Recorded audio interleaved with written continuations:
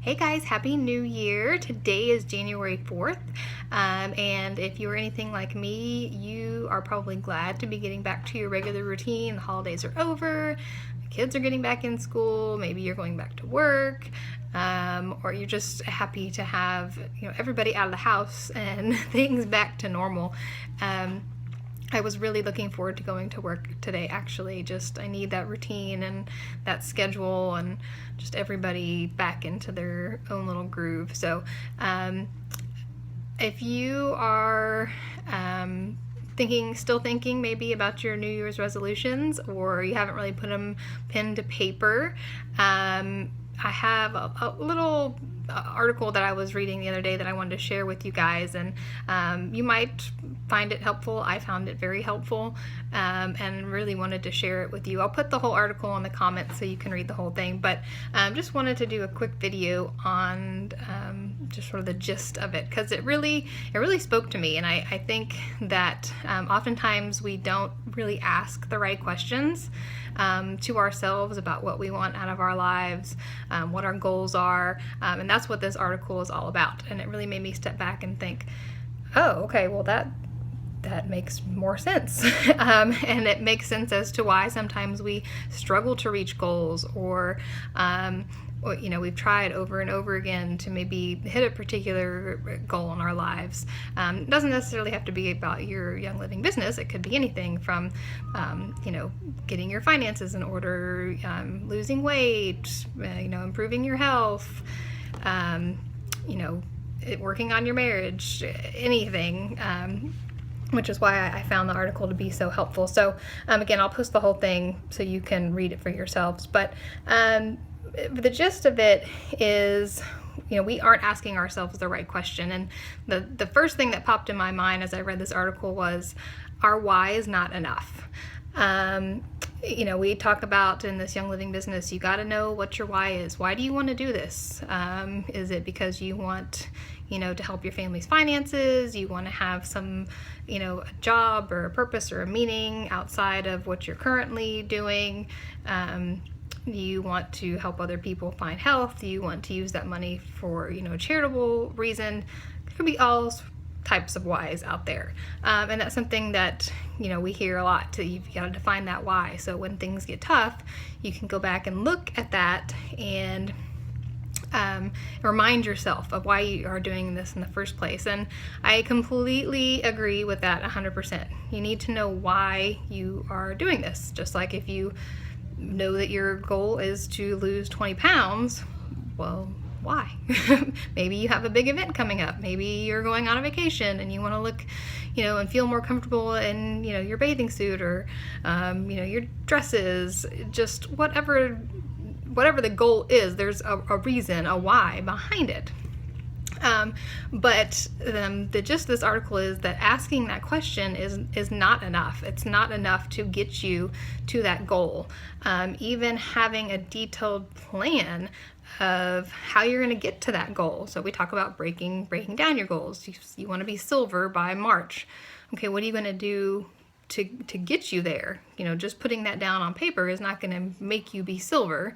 By the end of March, you have to, know how many classes you need to schedule and teach, or, how many new enrollments you have each month. How many people do you need to, help get on ER and see the value in that. But even breaking it down to that level is still not enough. Because really the question that we need to be asking ourselves and each other as we support each other is, what pain do you want in your life? What are you willing to struggle through in order to reach that goal? And I'm not talking physical pain here, but there may be some. If it's a weight loss goal, there might be some physical pain involved. Some muscle soreness for a while, but you have to identify what it is you're willing to put up with, struggle through, what you're able to, just deal with, and those negative feelings, the not so good feelings, in order to get to the other side. So if you have to teach 4 classes a month or more, the pain and the struggle there is probably time away from your family, time away from your kids, time away from doing something else that you really like to do. So are you willing to go through that pain in order to teach those classes, which is going to help get you to your goal of being silver by the end of March? Or, another example that's not business related. If you want to lose weight, you need to diet and exercise. Are you willing to get up earlier in the morning or stay up a little later at night in order to get those workouts in? Are you willing to forego having, your normal donut with your coffee in the morning, and there may be some pain involved in that because it's something you really enjoy? Are you willing to forego that in order to reach that weight loss goal? And most people really aren't willing to give up a lot in order to reach their goals, and that's why so many don't ever reach their goals, and they stay exactly where they are and they don't grow, because they don't want to have those negative feelings. And negative feelings aren't bad. It's just a way to get to the positive. We have to go through the negative sometimes. So as you're sitting down and you're looking at your goals for 2015, whether it's for your business or personal, ask yourself that question. What pain are you willing to live through? What struggle are you willing to go through in order to reach that goal? Because there's going to be struggle, whether it's time away from your family, whether it's a monetary investment that you're nervous to make, but it's something that you think will really improve your business, maybe taking a trip to convention that you know is going to cost money, or maybe you want to go to one of the GoPro events and that's going to be money. But what are you willing to give up in order to make that happen? So one of the quotes from the article that I really liked is he said, "Happiness requires struggle. It's not something that's given." A lot of people just have this expectation and think that they deserve to be happy, and that's just not how life works. So sorry. I'm probably preaching to the choir here, but happiness is not a given. You have to go through pain in order to have happiness, because you don't know what happiness is unless you've had the sadness or the struggle. Nobody has a perfect life. You can look at some of our leaders in the company who, have grown really quickly.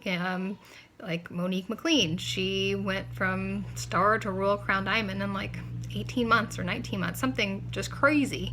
And, we can look at that from the outside and be like, oh man, that was so easy for her. But I guarantee you, if you talk to her one-on-one, she could give you an entire list of struggles that she and her family went through in order for them to get where they are. So it may look easy, but there was struggles there for them. And they had a lot of struggles before they got to Young Living. So if you don't know her story, she's really awesome. You should look her up and listen to some of her periscopes. So basically, if you want to have the benefits, you are going to have to pay the cost.